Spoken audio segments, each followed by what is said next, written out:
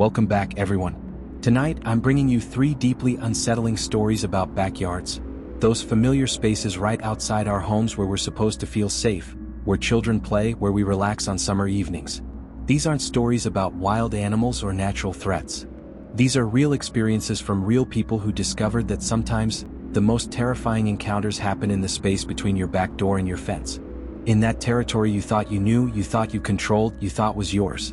Before we dive in, I want to know, have you ever looked out your back window at night and seen something that didn't belong? Have you ever heard sounds from your backyard that you couldn't explain? Drop a comment and share your experience. Because what separates your safe, comfortable home from the outside world is often just a pane of glass and a flimsy lock.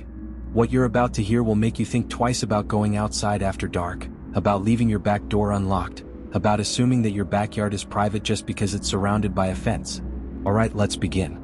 And remember, every word of these stories is true. Story 1. The Motion Light Game. This happened when I was 23 years old, about 4 years ago now. I was renting a small house in a suburb outside of Portland. One of those older neighborhoods where the houses are close together but still have decent-sized backyards with tall wooden fences between properties. The house itself was nothing special. 2 bedrooms, 1 bathroom, a kitchen that was probably last updated in the 1980s. But the rent was affordable and the landlord didn't care that I had a dog, so it was perfect for my situation at the time. The backyard was maybe 40 feet deep and 30 feet wide, bordered by a 6-foot privacy fence on 3 sides. There was a small concrete patio right outside the back door, then a patch of lawn that I never really maintained properly, and some overgrown bushes along the back fence. When I'd first moved in, the landlord had installed a motion sensor security light on the back of the house, right above the door. He said the previous tenant had requested it after someone had tried to break into their shed in the middle of the night. The light was one of those bright LED ones that could illuminate the entire backyard when it clicked on. It was sensitive too. Even my cat walking across the patio would trigger it. For the first few months I lived there, I barely thought about the backyard at all. I'd let my dog out to do his business. I'd occasionally sit on the patio with a beer on nice evenings, but mostly it was just empty space I didn't use much. That changed in late September. I was working from home at the time. This was during the pandemic when everyone was doing Zoom meetings from their living rooms. My schedule was pretty loose, so I'd often stay up late watching TV or playing video games, then sleep in until 9 o'clock or 10 a.m. One night around 2:30 a.m., I was on my couch watching some documentary about unsolved mysteries, not really paying close attention, when I saw my backyard light up through the kitchen window. The motion light had clicked on, flooding the whole backyard with bright white light. I sat up and looked toward the kitchen, waiting to see what had triggered it. Probably my cat, I figured, even though I was pretty sure she was asleep on my bed. The light stayed on for its full 2-minute cycle, then clicked off, plunging the backyard back into darkness. I went back to my documentary and didn't think much about it. About 20 minutes later, it happened again. The backyard suddenly lit up, visible through my kitchen window and the small window in my back door. This time I got up and walked to the back door, peering out through the window. I couldn't see anything that would have triggered the sensor. No animals, no branches swaying in the wind. The backyard was completely still and empty. The light cycled off after 2 minutes. I stood there for another minute, watching the dark backyard, then shrugged it off. Motion sensors can be finicky. Maybe a bug flying close to the sensor, or a neighbor's cat jumping over the fence. Nothing to worry about. I went back to the couch.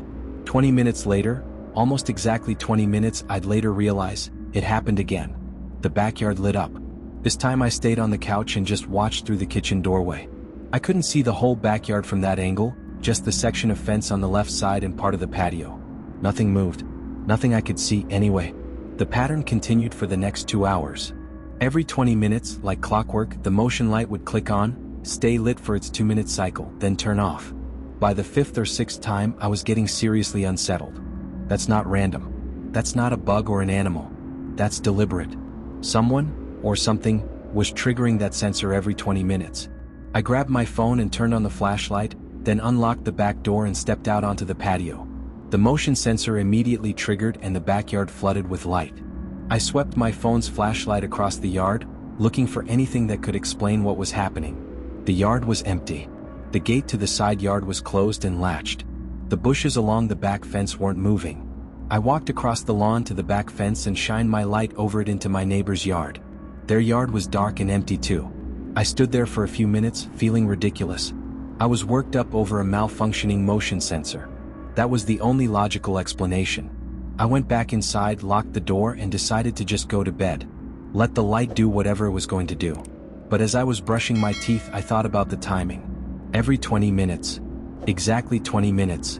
Malfunctions don't happen on a schedule like that. I barely slept that night. Every time I started to drift off, I'd hear the subtle click of the motion light turning on, and I'd open my eyes to see the faint glow coming from the backyard illuminating my bedroom curtains. The next morning, I went outside in daylight and examined the motion sensor carefully. I'm not particularly handy, but I know the basics. The sensor looked fine. No obvious damage, no signs of tampering, no spider webs or debris that might cause false triggers. I checked the sensitivity settings and they seemed normal. The sensor was pointed at the right angle, covering the patio and most of the yard. I convinced myself it had been a weird glitch and tried to forget about it. But the next night at 2:27 a.m., I remember the time because I checked my phone. It started again. The backyard light clicked on. 20 minutes later, it clicked on again. And again. And again. Every 20 minutes for hours. This time I didn't go outside. I just sat in my living room with all the interior lights off, watching the backyard through the windows. On the fourth cycle, I saw something that made my stomach drop. When the light clicked on, for just a split second before my eyes adjusted to the brightness, I saw a shape near the back fence. Tall and dark. Standing motionless. But then my eyes adjusted and there was nothing there. Just the empty yard, the bushes, the fence. I grabbed my phone and went to the back door window, pressing my face against the glass to get a better view. The light cycled off. Darkness. I stood there in the dark kitchen, staring out at the pitch-black backyard, my heart pounding, waiting for the light to come back on. Exactly 20 minutes later, it did. And this time I saw it clearly. For just a fraction of a second, there was definitely a figure standing near the bushes at the back fence. Tall, maybe 6 feet or more. Wearing something dark that blended into the shadows. But again, once my eyes adjusted to the bright light, the figure was gone. Like it had never been there at all. I watched for the entire 2-minute light cycle. The backyard remained empty. Then darkness again. I should have called the police. That would have been the smart thing to do. But what would I tell them? That I thought maybe I saw someone in my backyard but they disappeared, and also my motion light keeps turning on every 20 minutes? They'd think I was crazy or paranoid. So instead, I locked every door and window in the house, grabbed a kitchen knife for protection, and sat in my dark living room watching the backyard for the rest of the night. Every 20 minutes, the light came on. And every time, for just that first moment when the light flicked on before my eyes adjusted, I saw that dark figure standing in the same spot near the back fence. It never moved. It was just suddenly there when the light came on, and then invisible once the light was fully bright. This continued for 6 nights straight. Every night, starting around 2:30 a.m., the pattern would begin. Every 20 minutes, the light would trigger. Every time, I'd see that figure for just a split second. I tried everything.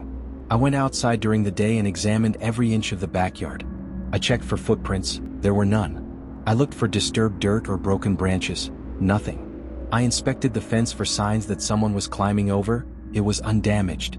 I called my landlord and told him the motion sensor was malfunctioning. He sent someone out to look at it, and the technician said there was nothing wrong with it. It was functioning exactly as designed. On the 7th night, I decided I'd had enough. I was going to stay outside in the backyard and wait. See what was actually triggering that sensor. Confront whatever was out there. I dressed in dark clothes, grabbed a flashlight and a baseball bat, and went outside around 2 a.m., before the pattern usually started.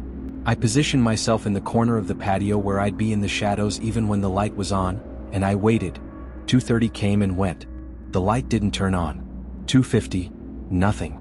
3:10, still nothing. For the first time in a week, the motion light wasn't triggering on its 20-minute schedule. I stayed outside until almost 5 a.m., until the sky started getting light. The sensor never triggered once except when I walked past it going back inside. The next night I stayed inside like usual. At 2:31 a.m., the backyard light came on. 20 minutes later it came on again. The pattern had resumed. Whatever was triggering that sensor, whatever I'd been seeing in those first split seconds of light, it knew when I was watching. And it only appeared when I was inside the house. That realization terrified me more than anything else. Because it meant this wasn't random. It meant something was deliberately triggering my motion sensor every 20 minutes, multiple nights in a row, standing in the exact same spot in my backyard. And it only did it when I was inside. When I was separated from it by walls and glass. When I was vulnerable. I started staying at my girlfriend's place most nights after that. I go to my house during the day to shower and get clothes, but I refuse to sleep there. My lease was up in November, about 6 weeks after this all started, and I didn't renew it. I moved to a different neighborhood entirely, a newer apartment complex with lots of neighbors and good exterior lighting. I never found out what was triggering that motion sensor. Never saw anyone in the backyard in daylight. Never heard any explanations from neighbors about prowlers or trespassers. But I know what I saw. Every 20 minutes, like clockwork, something tall and dark was standing in my backyard, deliberately positioning itself to trigger that motion sensor. And the fact that it stopped when I went outside, that it knew when I was watching from inside versus outside, that's what still haunts me 4 years later. Because it means whatever was in my backyard wasn't just some random person or animal. It was intelligent. It was aware. And it was playing some kind of game with me. A game I'm glad I never fully understood the rules of. Story 2, The Trampoline Visitor. This happened in the summer of 2019 when I was living with my parents and my younger sister Emma. I was 19 at the time, taking a gap year before starting college, and Emma was 14. My parents had bought a house in a quiet suburban neighborhood about a year earlier. It was a nice area. Good schools, friendly neighbors, the kind of place where people still knew each other's names and looked out for each other's kids. Our backyard was pretty typical for the neighborhood. Maybe half an acre, with a wooden privacy fence around the perimeter, a small garden along one side where my mom grew tomatoes and peppers, and a large lawn where my dad was constantly battling with weeds and brown patches. The main feature of our backyard, though, the thing Emma had begged our parents for, was a trampoline. One of those big 15-foot ones with a safety net enclosure. My parents had spent probably $1,000 on it, and Emma used it constantly that first summer. She'd be out there jumping for hours, sometimes with friends, sometimes alone with her headphones in. I worked evenings that summer at a restaurant, usually getting home around 11 p.m. or midnight. My routine was pretty consistent. Come home, make something to eat, watch TV or play video games for an hour or two, then head to bed. One night in early July, I got home around 11:30. It had been a particularly exhausting shift. We'd been slammed with a huge party that took forever, and I was completely drained. I parked in the driveway, came in through the front door, and went straight to the kitchen to find food. My parents were already asleep upstairs. They both had to be up early for work, and Emma's bedroom light was off. I made myself a sandwich and grabbed a bag of chips, then went to the living room to decompress in front of the TV for a bit. Our living room has large sliding glass doors that look out onto the backyard. During the day it's a nice view. At night, especially when the interior lights are on, those glass doors basically become mirrors.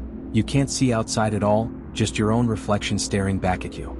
I was about halfway through my sandwich, watching some late-night talk show I didn't really care about, when I heard something from the backyard. A creaking sound. Rhythmic and metallic. I muted the TV and listened carefully. The sound continued. Creak, creak, creak. Like metal springs compressing and releasing. It was coming from the trampoline. Someone was jumping on it. My first thought was that Emma had snuck outside, which would have been very unlike her but not impossible. She'd been getting more rebellious lately, testing boundaries the way teenagers do. I got up and walked to the sliding glass door, cupping my hands around my face to block out the interior light so I could see into the backyard. The backyard was dark except for a small amount of ambient light from the neighbor's porch light bleeding over the fence. But I could make out the shape of the trampoline and I could definitely see it moving. The mat was bouncing up and down, the safety net swaying. Someone was definitely jumping on it. Emma? I called out, not particularly loud. Didn't want to wake my parents. The jumping stopped immediately. The trampoline settled back to stillness. I waited a few seconds, then called out again. Emma, is that you? You need to come inside. No response. No movement. I turned on the backyard floodlight, a switch right next to the sliding door. The entire backyard lit up in harsh white light. The trampoline was empty. The safety net was slightly swaying like someone had just gotten off, but there was no one in sight. I unlocked the sliding door and stepped out onto the patio, looking around the yard carefully. Emma, this isn't funny. Come inside right now. Nothing. The yard was empty. I walked across the lawn to the trampoline and examined it. The mat was still slightly warm to the touch, or maybe I imagined that. The net enclosure was zipped shut, which was weird because if someone had just gotten off, they'd have had to unzip it to exit. I checked the side yard gate. Locked from the inside. Checked the back fence for any broken boards or low spots where someone could climb over. Everything looked secure. I went back inside, locked the sliding door behind me and walked upstairs to Emma's room. I knocked softly, then opened her door a crack. She was in bed, clearly asleep, her phone plugged in on her nightstand. She'd been asleep for a while based on how deep her breathing was. I closed her door and stood in the hallway for a moment, trying to figure out what I'd heard. Maybe a neighborhood cat had somehow gotten onto the trampoline? But cats don't make rhythmic bouncing sounds. And they definitely don't make trampolines bounce in that deliberate, consistent way. I went back downstairs, turned off the backyard light, and tried to forget about it. But I couldn't sleep that night. I kept thinking about the sound, about the way the trampoline had been moving, about how the jumping stopped the instant I called out. The next day I mentioned it to my mom. She laughed it off, said it was probably the wind or maybe I'd imagined it since I was tired from work. That night I got home around the same time, 11:30 p.m. I went through my usual routine, but this time I skipped making food and went straight to the living room. I turned off all the interior lights and sat in the dark, watching the backyard through the glass doors. I waited for maybe 45 minutes. Nothing happened. I was starting to feel ridiculous, sitting in the dark staring at my backyard like some kind of paranoid weirdo, when I heard it again. Creak, creak, creak. The trampoline was moving. Someone was jumping on it again. I stayed completely still, my eyes adjusting to the darkness outside. The backyard was lit only by that faint glow from the neighbor's porch light, and I could see it clearly. The trampoline was definitely bouncing. Up and down, steady rhythm like someone jumping in the center of it, but I couldn't see anyone on it. The trampoline mat was going up and down, the springs were creaking, the whole structure was moving. But there was no visible person jumping. I watched for maybe 2 full minutes, my heart pounding, trying to make sense of what I was seeing. Then I flicked on the backyard floodlight. The instant the light came on, the bouncing stopped. The trampoline settled into stillness, and it was completely empty. No person, no animal, nothing. I grabbed my phone and quickly took a video, then went outside to examine the trampoline again. The mat was warm. I'm certain of it this time. I placed both hands flat on it, and it was noticeably warmer than the surrounding air temperature. The zipper on the safety net was still closed. There were no footprints in the grass around the trampoline, not that you'd necessarily see them, but I looked anyway. This continued for the next week and a half. Every single night, if I was awake around midnight, I'd hear the trampoline creaking. Someone, or something, was jumping on it. My parents didn't believe me. Emma thought I was trying to prank her. I had no evidence except my own observations. I started taking videos from inside the house, filming the trampoline in the dark.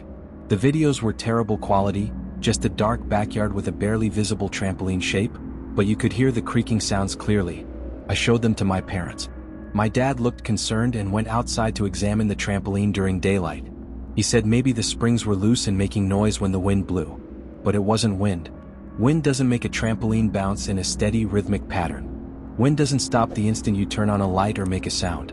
On the 10th night, I decided to try something different. Instead of watching from inside, I was going to hide outside in the backyard before midnight and see what actually approached the trampoline.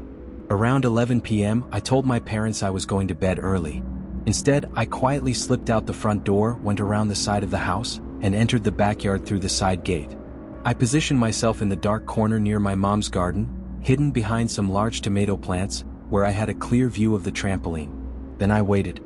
Midnight came and went. Nothing happened. I checked my phone, 12:15 a.m. Still nothing. Maybe it wasn't going to happen tonight. Or maybe, like before, it somehow knew I was out here watching. Then around 12:40 a.m., I heard the side gate open. The same gate I'd come through, which I'd left unlocked. Someone was entering the backyard. I crouched lower behind the tomato plants, holding my breath, my phone in my hand ready to call 911 if needed. A figure entered the backyard. Tall, probably 6 feet or more. Walking slowly, deliberately across the lawn toward the trampoline. They were wearing something dark and formless, maybe a hoodie and sweatpants. I couldn't see their face in the darkness. The figure reached the trampoline, unzipped the safety net enclosure and climbed inside. Then they started jumping. Slow, steady jumps. Not high or athletic, just rhythmic bouncing. Creak, creak, creak. I pulled out my phone and started recording video, my hands shaking so badly I could barely hold it steady. The figure jumped for maybe 2 minutes. Then they stopped, stood completely still on the trampoline, and turned their head directly toward where I was hiding. I stopped breathing. There's no way they could see me. I was in complete darkness, hidden behind plants. But they were looking right at me. Standing motionless on the trampoline, head turned at an unnatural angle, staring directly at my hiding spot. Then they spoke. A voice that I can only describe as wrong, too deep, too flat, no emotion or inflection. I can see you. I ran. I didn't think, didn't plan, just bolted from my hiding spot toward the back door of the house. I could hear footsteps behind me, heavy footsteps running across the lawn, getting closer. I reached the sliding glass door and yanked on it. Locked. In my panic to hide outside, I'd forgotten to leave it unlocked. I pounded on the glass, screaming for my parents, for Emma, for anyone. The footsteps were right behind me now. I could hear breathing, heavy, wet breathing right behind my head. The interior lights flicked on. My dad appeared at the sliding door in his pajamas, looking confused and frightened. He fumbled with the lock and yanked the door open. I practically fell inside, and my dad immediately slammed the door shut behind me and locked it. "What the hell is going on?" he shouted. I pointed outside with a shaking hand. "There's someone in the backyard. They were on the trampoline. They chased me." My dad looked out into the illuminated backyard. It was completely empty. He grabbed a flashlight and went outside anyway, brave and stupid in that way dads sometimes are, and searched the entire yard. Checked the gate, the fence, behind bushes and around corners. Nothing. No one was there. But when he checked the trampoline, he called me outside to look at something. The mat was soaking wet. Not damp, soaking wet like someone had poured gallons of water all over it. But it hadn't rained. There was no water source near the trampoline. And the rest of the backyard was completely dry. My dad looked at me with an expression I'd never seen before. Something between fear and confusion and disbelief. The next day, my parents took down the trampoline. They told Emma it was because the safety net was getting worn and they didn't want anyone getting hurt, but I knew the real reason. My dad had believed me. He'd seen something that night that he couldn't explain and he wanted it gone. We sold the trampoline to a family 3 streets over. I never asked if they experienced anything weird with it. That was 5 years ago now. I've moved out since then, living in my own apartment across town. But Emma still lives with my parents in that house.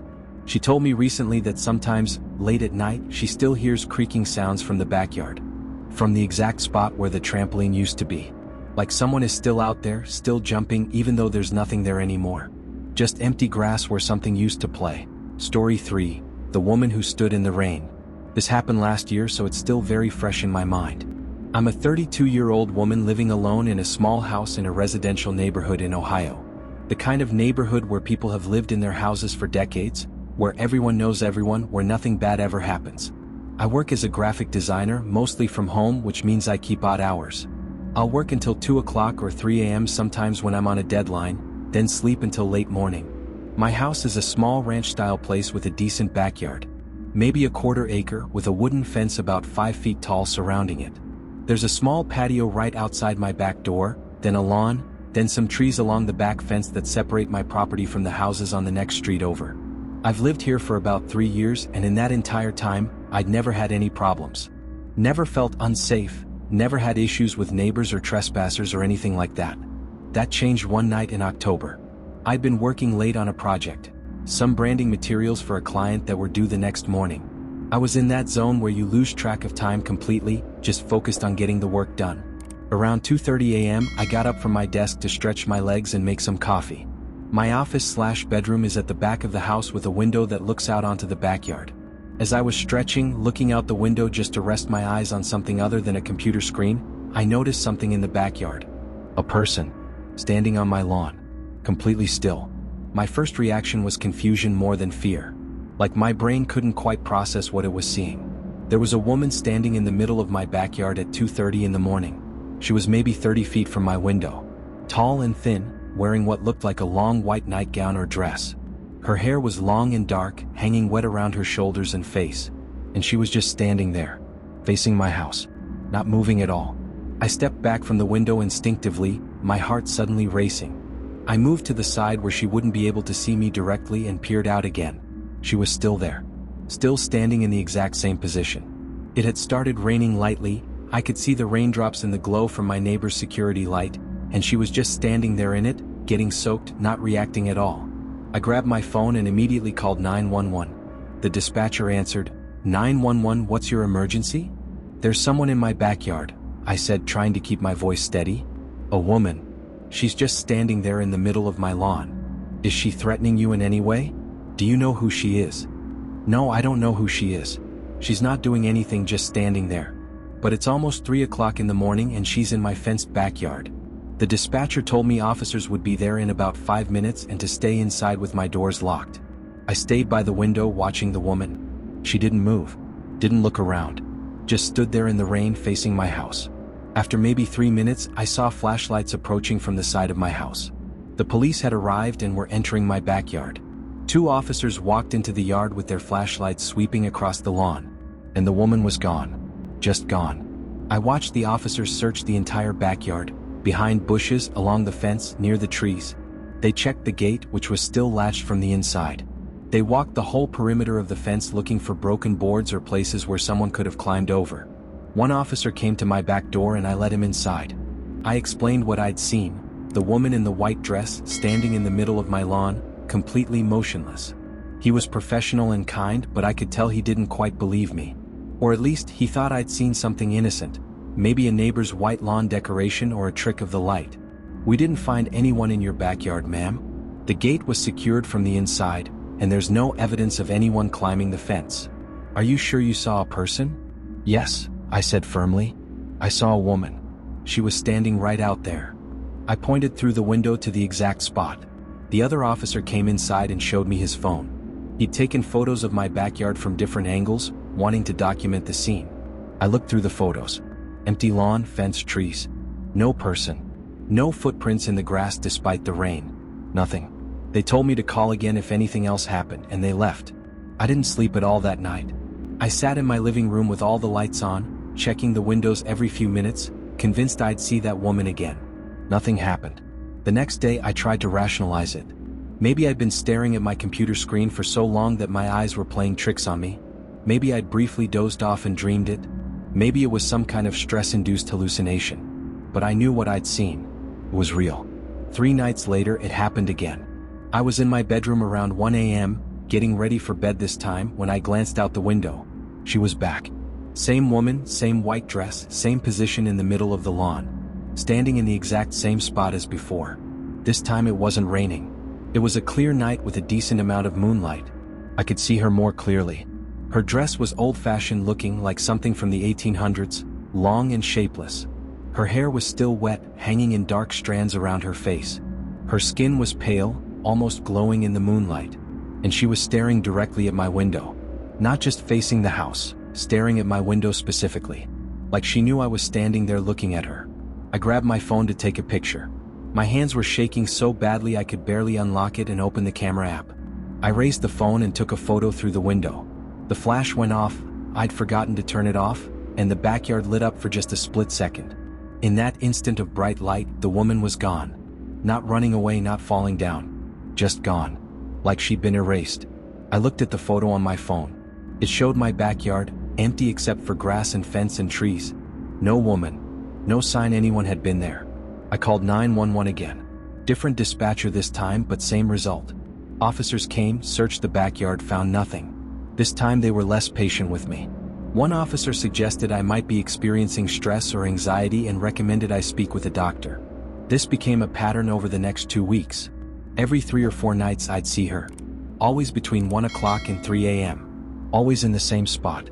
Always staring at my window. I tried everything. I set up a camera pointed at the backyard. The footage showed nothing, just an empty yard, even when I could see the woman standing there with my own eyes. I asked my neighbors if they'd seen anything. No one had. I researched the history of my house, looking for deaths or tragedies. Nothing significant. Just a string of normal families who'd lived there over the decades. I stopped sleeping. I'd stay up all night watching the backyard, waiting for her to appear, and then sleep during the day with all the curtains closed. Then, about 3 weeks after the first sighting, something changed.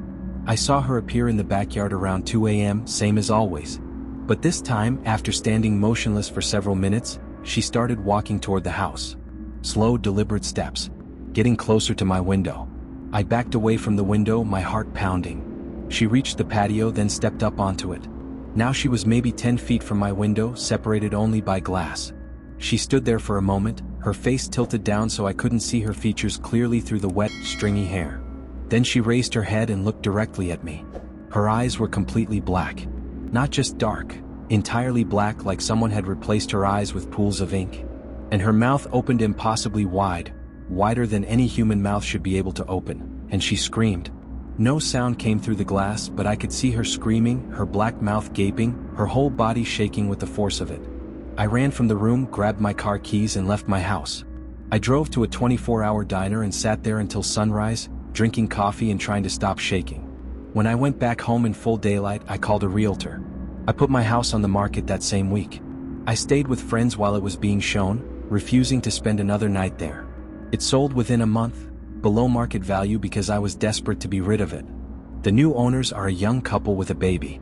I felt guilty about not warning them, but what would I say? That sometimes a woman in a white dress appears in the backyard at night? They'd think I was insane, and honestly maybe I am. But I know what I saw. I know she was real, even if cameras couldn't capture her and police couldn't find her. I live in an apartment now. 6th floor.